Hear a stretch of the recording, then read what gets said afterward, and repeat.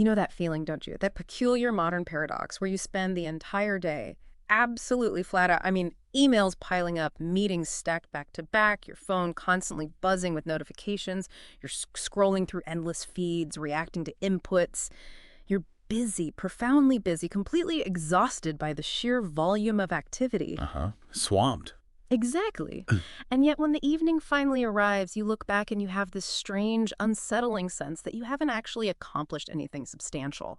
You're wiped out, yeah, but you feel, well, empty, like you've been running with all your might on a treadmill. But somehow you haven't actually moved forward at all. That image, running in place, it really resonates, doesn't it? I think it captures that pervasive feeling so many of us have, being relentlessly active, pushed and pulled by constant demands, yet lacking a corresponding sense of progress or fulfillment or, No. crucially, the ability to truly switch off and find some rest. Right. You're fatigued by the relentless pace, but your mind remains perpetually agitated, kind of constantly seeking the next bit of stimulation, the next notification, trapped in this cycle of anticipation and reaction. Exactly. And I've been spending a lot of time grappling with this feeling lately, really digging into why modern life seems to manufacture this specific kind of exhaustion and restlessness.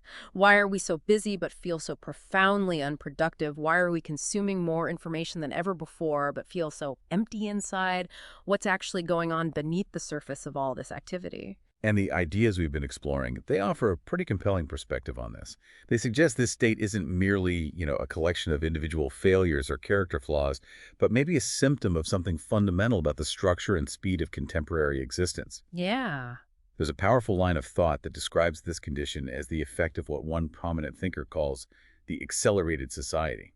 That phrase, accelerated society, it really clicked with me when I encountered it. It's more than just things moving faster, isn't it? Much more. It suggests that the sheer velocity and volume of modern life are fundamentally altering our relationship with time itself. It's as if the world is moving at a speed that is actively eroding our capacity to genuinely perceive time passing in a continuous, meaningful way. Mm-hmm. It gets broken up. Yeah, time gets broken up, fragmented, making it incredibly difficult to build a sense of a cohesive, unfolding life experience where one moment meaningfully connects to the next, or where today feels like it builds upon yesterday in a tangible way. And that fragmentation isn't just an external thing happening to us. Yeah. It has profound consequences for our internal landscape, Yeah, our sense of self and our capacity for attention and presence. absolutely. So in this deep dive, what we really want to do is take apart this feeling. We want to understand the underlying mechanics at play. Why is it getting harder and harder to focus on one thing? Why does settling into any kind of routine or repetition, even if we know it's beneficial, feel like such a tedious, soul-crushing effort? And maybe the biggest question, how is it even possible to cultivate any kind of inner order, stability, or peace when the external world, and increasingly our internal experience, feels so fragmented and relentless? Right. It's about identifying the powerful, often unseen forces that contribute to this pervasive feeling, and then exploring through the lens of the material we've been examining what paths might exist to, reclaim our time, our attention, and our sense of presence. Finding a way back. So let's really lean into that feeling of busy emptiness first, because it feels like the undeniable starting point, the core experience we're trying to understand, this Yeah. paradox.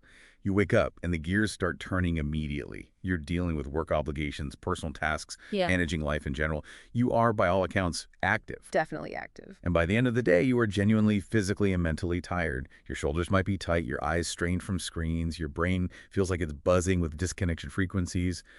But then you try to recall the day and it feels, I don't know, blurry. Yeah, indistinct. You can list the things you technically did, answered X emails, attended Y meetings, ran Z errands, but you lack that satisfying internal sense of having genuinely built something, finished something of substance, or even just simply lived through the day with a sense of presence or depth. It is that powerful image Mhm. of the treadmill writ large. You've expended considerable energy, you've been in constant motion, but the perceived outcome, the internal metric of accumulated progress or meaningful experience, feels disproportionately small compared to the effort invested. It just doesn't add up. And then there's the time spent on our phones. Oh, the phones. You pick it up, maybe with a specific task in mind, or maybe just to check quickly, and suddenly, boom, 45 minutes have vanished. Or more. Easily. You've scrolled through a potentially infinite stream of information news snippets, fleeting images, short videos, friends' updates, advertisements vying for attention. Your eyes and ears have been constantly fed input. Your sensory system has been on high alert, processing rapid changes. But afterwards, when the screen goes dark, that feeling isn't one of having gained richness or felt deeply connected. It's often this profound sense of emptiness. Mm. Like mental junk food. Exactly, like you've consumed nothing but mental empty calories, high input, low substance. Yeah, precisely the heart of this contemporary paradox. High sensory input, low cognitive processing, intense activity, diminished sense of accomplishment, constant digital connection, yet a pervasive feeling of internal emptiness or isolation. And the perspective we've been exploring directly links this experience to the condition of the accelerated society. Right. And it's crucial to understand this isn't just about technology making tasks faster, although that's obviously a component. It's about a societal condition where speed and the constant flow of novelty become defining characteristics. And in doing so, they fundamentally alter our internal experience of time. Uh-huh.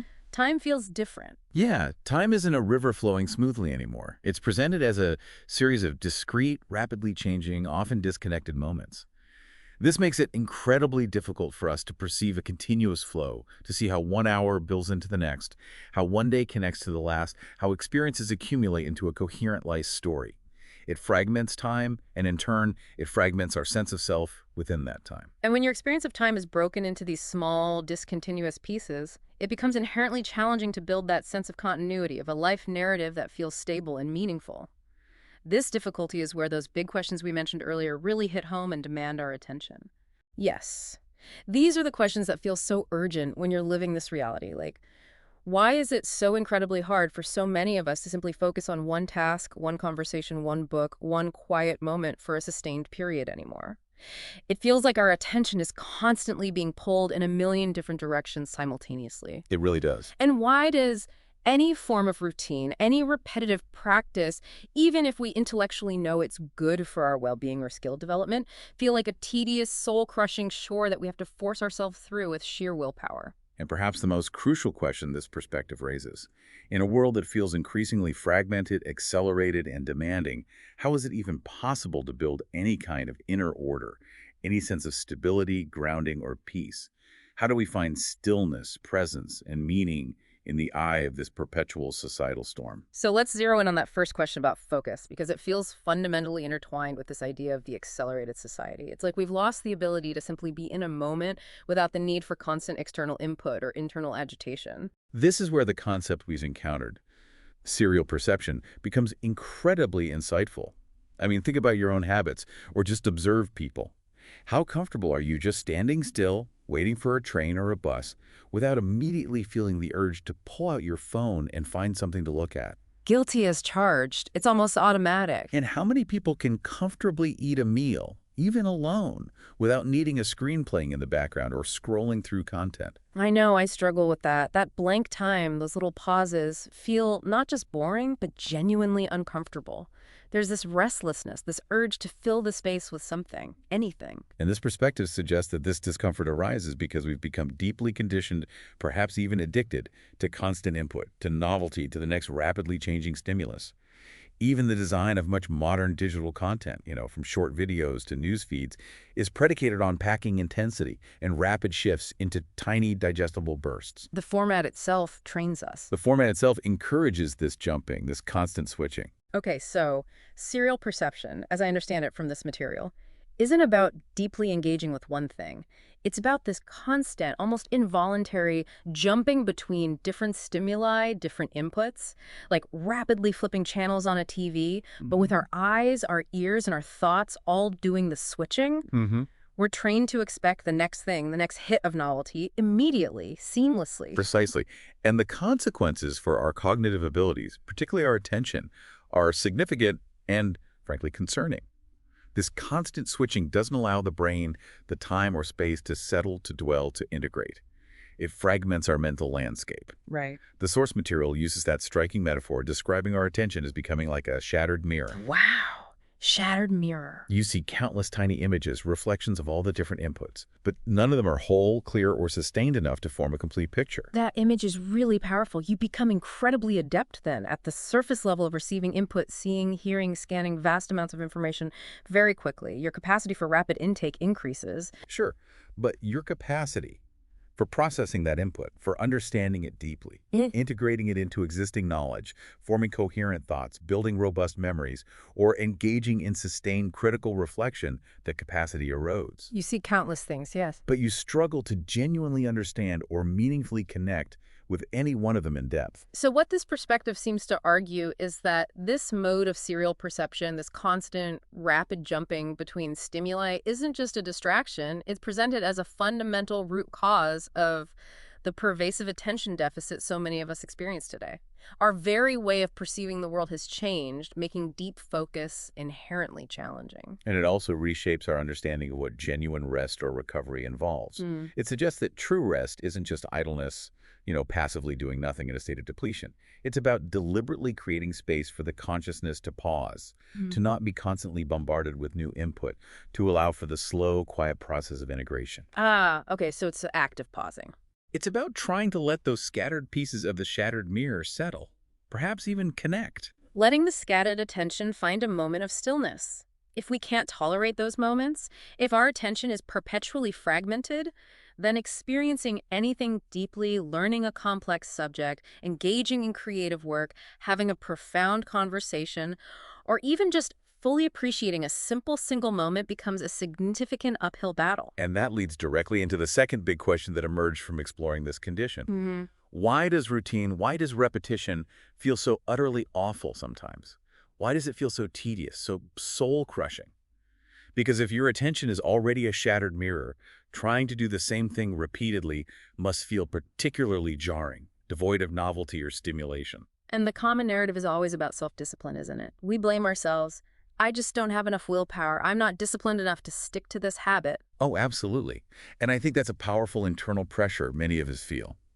But this perspective suggests that the problem isn't simply a lack of individual discipline. It proposes that we're losing something much deeper and more fundamental in the accelerated society: the capacity to actively shape time, to give it form, structure, and meaning. Shape time. How do you mean? Like structure it? Exactly. If you look at traditional societies, or even just life before the hyper-accelerated pace of today, there were often built-in skeletons for the continuity of life. Think about the rhythm of the seasons, the cycle of religious festivals, predictable communal events, established daily practices, rituals surrounding meals or transitions in the day. Right, things that marked time. These weren't just random traditions. They provided a predictable structure, an external rhythm that gave form and meaning to the passage of time. They were anchors that connected moments and built continuity. They provided a scaffolding for life, like the framework of a house. Exactly. And this is where the idea of ritual takes on profound importance.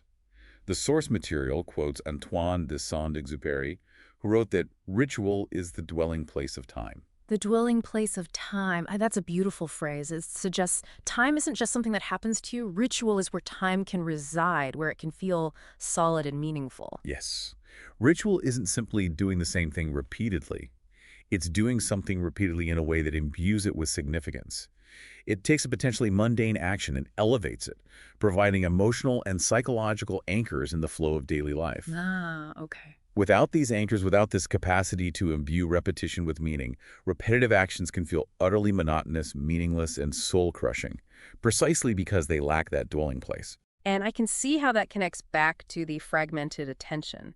If your attention is shattered by serial perception and you lack these external or internal structures provided by ritual, then trying to engage in a repetitive task or routine just feels like flat, boring replication with no depth, no engagement, and no perceived meaning or change. It just feels empty.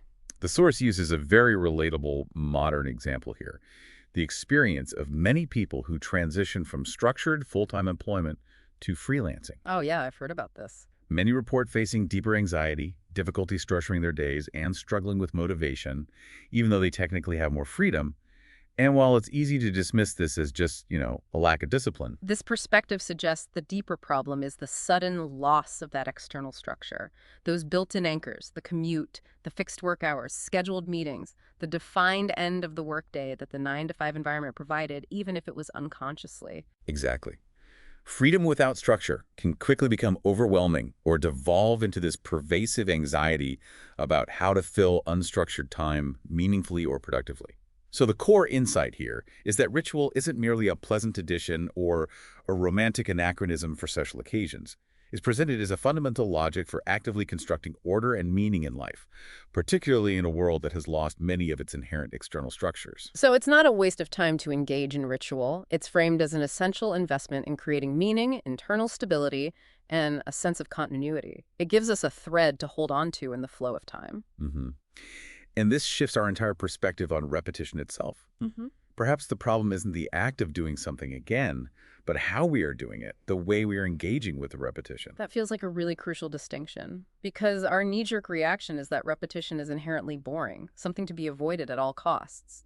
We chase novelty relentlessly to escape it. But this perspective argues that the real source of monotony isn't doing the same physical action repeatedly, but whether we are capable of finding meaning and perceiving change within that repetition. Hmm. Are we present? Are we engaged? Find meaning and perceive change within repetition. Okay, that sounds like another paradox. How can something be repetitive and yet constantly hold change and meaning? Well, this is where we can lean on philosopher Søren Kierkegaard's concept of repetition, which he describes not as mindless recurrence, but as a kind of forward memory, a conscious, deliberate re-experiencing. A forward memory. Say more about that. It's not just the physical act being repeated. It's about bringing your full consciousness, your awareness, your presence to the act each time you perform it. Okay, so it's like you're revisiting something familiar, but because you are fully present and engaged in the moment, you notice new things, you experience differently, you interact with it consciously. Exactly. The source uses the specific illustration of a morning run, running the same route every single day. Done mechanically, with your mind miles away or passively enduring the effort, it is just mindless, deadening repetition. Nothing changes. Right, just putting one foot in front of the other. But if you approach that same run differently, if you use that time actively, perhaps thinking through a problem, if you're consciously noticing the specific sensations in your body as you move, if you're observing the subtle, ever-changing details of the weather, the light, the smells along the familiar path from one day to the next. Then that repetitive action transforms. It's no longer just mindless exercise. It becomes a form of active engagement, a way of interacting with your environment and your internal state. The source describes this as a form of self-construction. You're actively building your own experience and presence through the repeated action. So the physical form of the activity is the same, but the internal content of the experience changes because your consciousness is actively participating, bringing something new to it each time, or simply noticing the subtle changes that are always present if you're paying attention. And that's where the meaning emerges. And this active conscious repetition is starkly contrasted with passive activities like mindlessly scrolling short videos. The source argues that this is the real source of modern monotony and numbness. Ah, okay. Because with mindless scrolling, you're not actively participating. You're not bringing your consciousness to the experience in a way that allows for meaning or internal change. You're just passively receiving a rapid-fire barrage of disconnected stimuli. Exactly. Which takes us right back to the serial perception problem. It's endless, superficial input with no conscious engagement or internal processing required. Just passive consumption. Got it. So the crucial takeaway from this perspective is that true numbness or boredom isn't an inherent quality of repetition. It doesn't come from doing something again. It comes from meaningless replication or copying doing something without presence, without consciousness, without active engagement. Whereas deep conscious participation in repeated actions, like that mindful morning run or an intentional daily ritual, is what allows them to become powerful sources of growth, meaning, and a sense of stable, grounded presence in the world. It completely flips the script on how I think about habits, practice, learning a skill, or even just the rhythm of daily chores. The enemy isn't the repetition itself, it's the absence of conscious presence within the repetition. Precisely. And this brings us to another major factor contributing to that feeling of exhaustion and anxiety we began with. Yeah. It's not just the fragmented attention or the loss of structural rituals. It's deeply linked to a powerful, often unseen, societal pressure. Ah, the pressure. The pressure to constantly be innovative, to produce, to grow, to achieve more, faster. It feels like we're operating under a hidden, relentless expectation, which is described in the source material as a kind of production compulsion. It's an insidious force, isn't it? It Hmm. saturates modern life, subtly or overtly, urging us to always be creating, always outputting, always optimizing our time, always improving ourselves, always seeking quantifiable, visible results. And the source specifically highlights how this pressure is experienced particularly acutely by certain groups, like content creators, artists, or freelancers, who often find themselves caught in what's termed involutionary repetition. Yes, that's a fascinating term. They are repeatedly performing similar tasks, generating content ideas, creating posts, promoting their work, engaging with audiences, managing the business side, but often under immense internal and external pressure to constantly perform, to achieve viral success, to grow their audience exponentially, to monetize every facet of their activity, to produce more and more just to maintain visibility or perceived relevance. It sounds exhausting. It's a form of repetition that feels like it's spinning inwards on itself, driven by this intense pressure without necessarily leading to meaningful external progress or genuine internal stability. It just keeps turning. And what's really unsettling about this production compulsion is that, unlike in older forms of society where the pressure might come from a clear external authority, a boss, a king, a religious leader today, it often doesn't feel like it's coming from outside at all. It feels like it's coming from inside us. That is the core insight that this perspective offers. The pressure has been profoundly internalized. It stems from our own adoption of society's relentless demands, shaping our internal expectations about what a worthwhile or meaningful life should look like in this accelerated era. And that's a life defined by what? Constant productivity. Constant productivity, peak efficiency, and visible measurable output. Even moments of idleness feel wrong if they can't be justified by this internal logic. I've definitely felt that. The source mentions feeling uneasy just scrolling on your phone, not just because it fragments attention, but because a part of you is judging that time as low efficiency, not productive according to this internalized code. Even leisure time, or time with family, can feel implicitly judged by this standard of efficiency or productivity. Mm-hmm. Mm-hmm. Is this the best use of my time? And this leads to philosopher Byung-Chul Han's powerful idea, referenced in the material, about a fundamental shift in societal control, moving from being forced to obey external authorities or structures, the society of prohibition, to being compelled by our own internal demands, expectations, and self-control mechanisms, the society of achievement. And that's the idea of unfreedom in freedom. We are told we are free to choose, free to pursue our passions, free to work for ourselves, free to define our own lives, but we are simultaneously internally driven by this relentless, self-imposed pressure to constantly produce, optimize, and perform. We feel free, but we're driven. We are free, but also in a deep sense unfree because we are compelled from within. In this framework, we become, in a sense, our own exploiters. The taskmaster isn't external anymore. It's an internalized voice of demanding productivity. And this self-exploitation is arguably more exhausting and pervasive than external compulsion, because there's no physical escape from yourself. Wow. So the powerful takeaway here is that the problem isn't necessarily that we're not trying hard enough. We are often trying extremely hard, pushing ourselves constantly. But the direction and nature of that effort have become distorted, alienated by this internalized production compulsion. Exactly. And true freedom, in this specific context, is presented not as having infinite choices or opportunities, but as the ability to decide when to stop. The freedom to disengage from the relentless pressure to constantly monetize, optimize, or justify every single minute of our existence through output. That possibility alone feels like a huge weightlifting. The idea that you don't have to make every second count in terms of productivity or potential income. Yeah. You can just exist. And this constant internal scrutiny, this pressure cooker of self-demand, is presented as a primary source of the modern emotional and psychological costs we discussed at the beginning, the chronic fatigue, the pervasive anxiety, the feeling of burnout that seems to be endemic. Okay, so we've talked about the feeling of busy emptiness, the diagnosis of the accelerated society's effects, serial perception, the loss of structuring ritual, the trap of meaningless repetition versus conscious repetition, and the insidious grip of production compulsion driven by self-exploitation. It paints a pretty challenging picture. But this perspective doesn't just leave us with a critique, does it? It suggests a potential way forward. It does. And the key path suggested, drawing from the material, involves a profound internal shift, moving towards the other.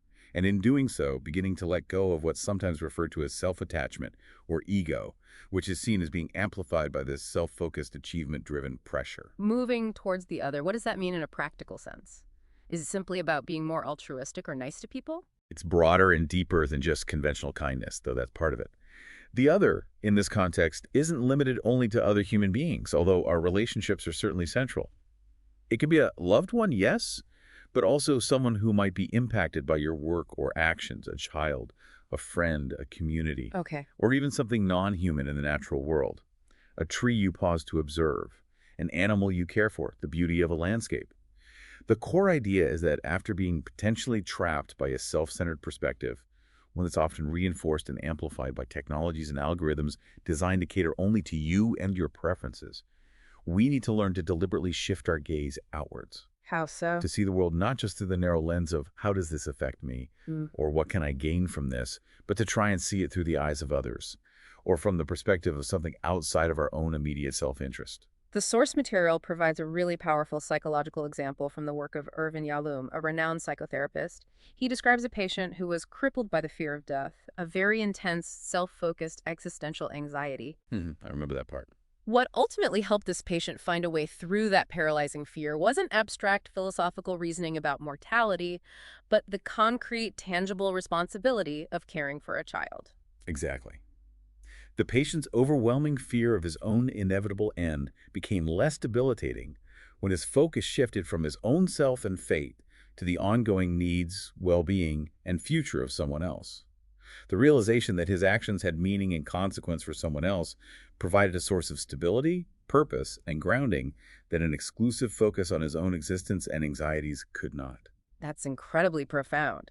It suggests that a deep sense of stability, security, and meaning isn't ultimately found by trying to reinforce the boundaries of the self, by making yourself stronger, more resilient, or more successful in isolation. No, it's presented as emerging from connection, from the quality and depth of our engagement with the world around us with these others broadly defined. It's not strength in spite of the world, but strength and stability through connection with the world.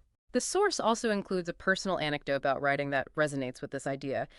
Shifting the motivation for writing from an internal, self-focused achievement metric, I need to write better, I need to be successful as a writer, which sounds very familiar, Yeah.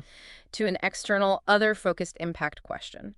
What do I want people to feel or understand when they read this? And that subtle but significant shift in focus transformed the process of writing itself from a source of anxiety and internal pressure, rooted in self-judgment and the compulsion to perform, into a process that felt more like healing, or at least less burdened. Why? Because the energy and motivation were directed outwards, towards connection and potential impact on others, rather than purely inwards, towards self-achievement and avoiding self-criticism. So the core takeaway here is that a deep sense of stability, security, and meaning is presented not as an internal fortress you build within yourself through willpower or self-optimization, but as something that emerges from your active, conscious, and compassionate connections outside yourself, with other people, with community, with nature, with purposeful work that serves something beyond your own ego. Shifting that focus outwards seems to be a powerful way to reduce the intense internal pressure of the production compulsion and find a different, perhaps more sustainable and resilient source of meaning. It fundamentally reframes the quest for well-being and stability in the modern world. It's not about becoming strong despite the demands and fragmentation, but about finding a different kind of strength and resilience through your engaged connection with the world and the other. Okay, so we've gone from the feeling through the diagnosis to this profound philosophical reorientation towards the other. That's a lot to take in. But how do we translate these big ideas into tangible actions, into concrete steps we can actually take in our daily lives to push back against the effects of the accelerated society and build some of this inner order? The source material offers several practical suggestions, doesn't it? It does. And these aren't magic bullets, of course, but they are presented as potential ways to consciously begin rebuilding some internal structure and reclaiming agency over our time and attention. Okay, what's first? Well, the first one is establishing daily rituals. This directly connects back to the idea we discussed about needing to actively shape time and create those anchors. Right, giving time that dwelling place. Yes. The suggestion is to establish fixed, non-negotiable times each day for specific, simple, and meaningful activities. The examples given include Setting a specific time, perhaps in the morning or evening, for reading something substantial, for writing in a journal, for the simple act of making and slowly drinking a cup of tea without doing anything else, Just the tea. just the tea, or for taking a consistent walk outdoors.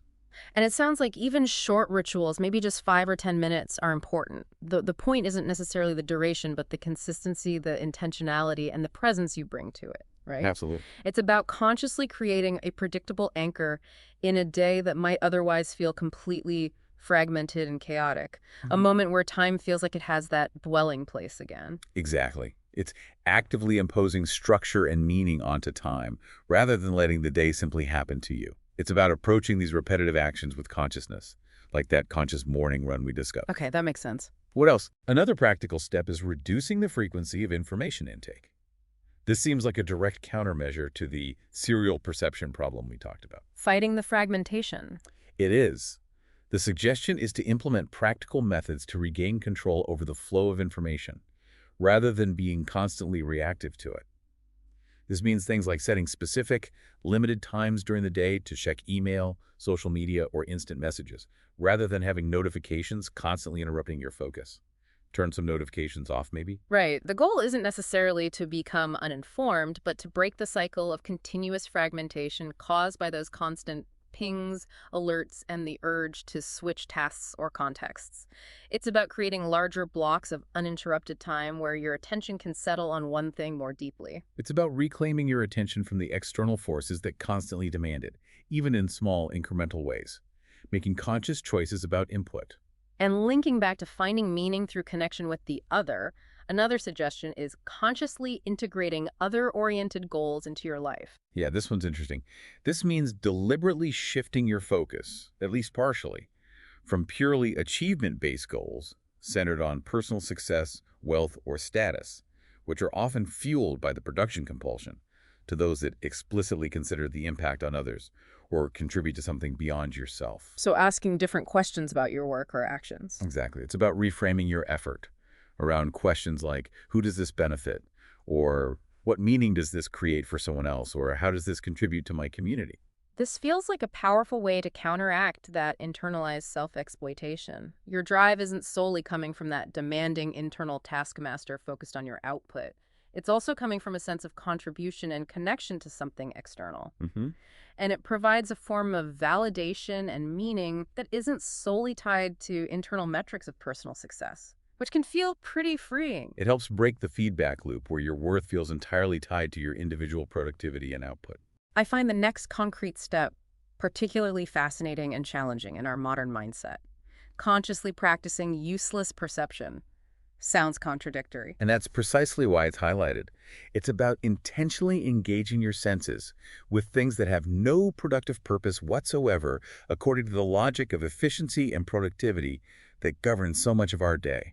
Like what? Give me examples. Simple examples provided include taking a few moments to mindfully look at the intricate details of a flower, to just stop and listen to the sound of the wind in the trees, to feel the texture of bark, to observe the slow movement of clouds, or to simply pet an animal and focus entirely on that physical connection and sensation. Okay, but what is the point of doing something that's explicitly useless? It feels counterintuitive. This perspective suggests it serves multiple crucial purposes. Firstly, it helps to reactivate our sensory awareness, which can get dulled and abstracted by constant screen time and processing information conceptually rather than experientially. We just forget to notice. Secondly, and critically, it's an act of gentle rebellion against that deeply ingrained societal and internalized pressure to constantly be doing, being efficient, or having a clear, productive outcome for every moment. It allows you to appreciate something simply for its inherent existence, for the sensory experience itself, without needing to justify it in terms of utility or efficiency. It's an exercise in being present for the sake of being present, not for the sake of producing something, a moment of just being. Exactly. It challenges the dominant logic of the accelerated society at a fundamental level. It carves out space for non-productive presence. And the final concrete step is perhaps the most difficult for many of us, precisely because of everything we've discussed. Allowing yourself deliberately to do nothing. Oof. Yeah, that's a tough one for a lot of people. It really is. And this is not presented as laziness or wasted time. It's about giving your consciousness explicit permission to simply be, to settle, to rest, without the requirement to consume information, entertain yourself with novelty, or produce anything. Just sitting quietly. Yeah. Just existing. No phone, no book, no task. Yes. The source material emphasizes how incredibly difficult many people find this practice, precisely because of the internalized pressure to always be productive, always stimulated, always connected. But it's presented as absolutely essential for internal processing, for integration of experiences, for allowing the mind to recover from the constant barrage of stimuli and the pressure to perform. It's like creating the necessary stillness for those fragmented pieces of the shattered mirror of attention to maybe, just maybe, begin to settle and form a more coherent picture again, Yeah. allowing things to integrate. It's creating the space where that potential is possible. Without those moments of intentional stillness, the internal chaos can never fully subside. It needs that quiet. So, thinking about everything we've explored, from the familiar feeling of busy emptiness, through the diagnosis of the accelerated society's effects like fragmented serial perception, the loss of structuring ritual, the trap of meaningless repetition versus conscious, meaningful repetition, and the insidious pressure of production compulsion and self-exploitation, all the way to the proposed path of turning towards the other, and these concrete steps towards reclaiming some semblance of order. It paints a challenging picture, but also offers a powerful sense of agency, I think. It really does. It reframes the struggle, not as some inherent personal failing, but as a systemic challenge that we are all, to varying degrees, navigating. And understanding the forces at play opens up different, more effective possibilities for how we can respond. Yes, because in a society that is constantly pushing us towards speed, fragmentation, endless output, and internal pressure, choosing consciously to slow down, to create space, to cultivate presence, to engage in ritual, to turn our focus outwards, it's presented not as giving up or opting out or being lazy. Not at all. It's framed as an act of courage, a deliberate form of resistance against the forces that seek to fragment our minds, drain our energy, and leave us feeling empty despite our busyness. Every small ritual you manage to establish, every moment of conscious presence you bring to a repeated action, every deliberate reduction in the frequency of frantic information intake, every sincere connection you make with the other or the world around you, these are presented not as minor personal adjustments, but as deliberate attempts to push back against the accelerated disorder. Little acts of defiance, almost. They are ways to reclaim your inner world from the forces that seek to fragment it, empty it of meaning, and trap you in perpetual unproductive motion. They are the small, solid anchors we can consciously choose to drop into the rushing, chaotic river of modern time. And cultivating these anchors, practicing presence, and shifting our focus outwards are presented as the most promising path towards building that elusive inner order, stability, and deep sense of meaning we talked about needing at the very beginning. So, what does this all mean for you listening right now? Perhaps after spending this time exploring these ideas about the accelerated society and its impact, you might allow yourself a moment that, by the logic of efficiency that often dictates our lives, might seem entirely useless. A deliberate moment to pause. A conscious choice. Exactly. Maybe right now, after we finish, you could try one of those concrete steps we talked about. Perhaps make that cup of tea, slowly and with presence, like a ritual. Or step outside for just 1 minute and simply look at a tree, noticing its details without taking a picture or thinking about anything else. Just observe. Put your phone away, don't scroll, don't optimize, don't feel the pressure to produce or consume, and simply be with yourself in that moment for a few minutes. Let yourself settle. Experience that dwelling place of time, however brief it is. It could be a simple, tangible step, a small act of deliberate action and gentle resistance towards reclaiming your time and attention from the relentless demands of the accelerated world. And perhaps it could be the quiet beginning of building something more stable, more meaningful, and more truly free within the speed.